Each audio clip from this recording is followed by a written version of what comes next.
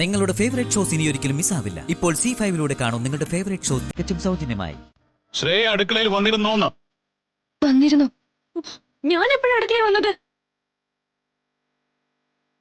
ഗംഗ മാളൂനുള്ള പാല് കാച്ചി തണുക്കാൻ വെച്ച് കഴിഞ്ഞപ്പോ ശ്രേയ അവിടെ വന്നു. അതാർക്കുള്ള പാലാണെന്നും ചോദിച്ചു. ഞാൻ പാത്രം വെച്ച് തിരിയുമ്പോ ശ്രേയ അതിലെന്തോ കലക്കിയിട്ട് സ്പൂൺ എടുക്കുന്നതും കണ്ടു.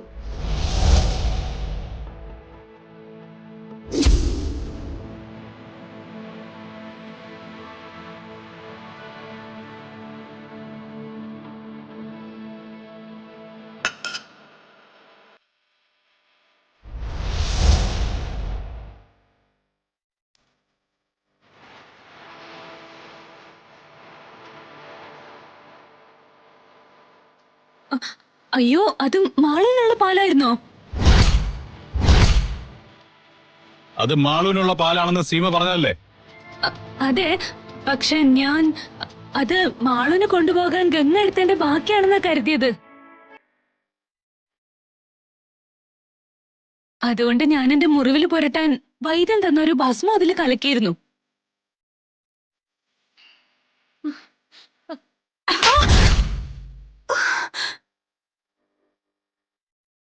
എന്താണ് നീ ചെയ്തേ? നിന്റെ വിവരക്കേട് കാരണം കൊച്ചിനെന്തെങ്കിലും സംഭവിച്ചിരുന്നെങ്കിലോ?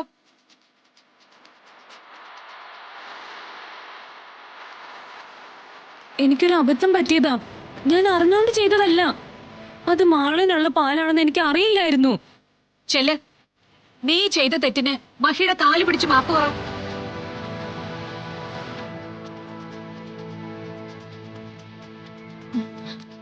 ഞാനത് ബാക്കി വെച്ച പാലാന്നാ കരുതിയത് മഹിയേട്ടാ.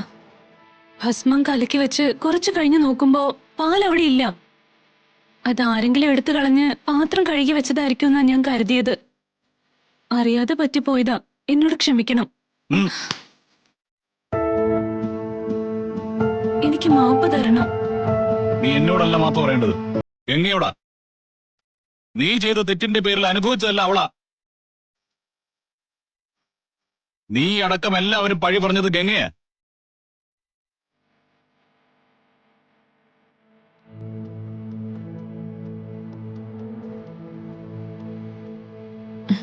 മാളു, ഞാൻ അറിയാതെ ചെയ്തു പോയതാ. മാളുവിനറിയാലോ, നിന്റെ അമ്മയുടെ സ്ഥാനത്താ ഞാൻ ഒരിക്കലും മോൾക്കൊരു ആപത്ത് വരാൻ കാരണമാവില്ല. എന്നോട് ക്ഷമിക്കണം. എന്റെ മോളല്ലേ നീ. മതി, ശ്രേയയ്ക്കൊരു കയ്യബദ്ധം പറ്റി. ഇനി അതിന്റെ പേരിൽ ഒരു വിചാരണ വേണ്ട. ശ്രേയ തന്റെ തെറ്റ് തിരുത്തിയല്ലോ. തെറ്റും ശരിയും ഒക്കെ എല്ലാവരും തിരിച്ചറിഞ്ഞ സ്ഥിതിക്ക് ഇനി ഞാനും ഗംഗയും ഇവിടെ നിൽക്കുന്നില്ല.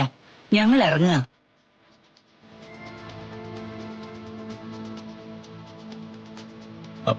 അതിന്റെ ആവശ്യം എന്താ? ഗംഗ ഒരു തെറ്റും ചെയ്തിട്ടില്ലല്ലോ.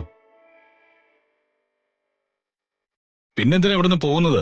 പലരും ചെയ്യുന്ന തെറ്റുകൾ പഴിചാരാൻ ഇനിയും ഇവളിവിടെ നിൽക്കണമെന്നാണോ മഹി പറയുന്നത്? മാളുവിന്റെ അസുഖം മാറിയില്ലേ? അവൾക്ക് സുഖമായല്ലോ. ഇനി ഇവിടെ ഞങ്ങളുടെ ആവശ്യമില്ല.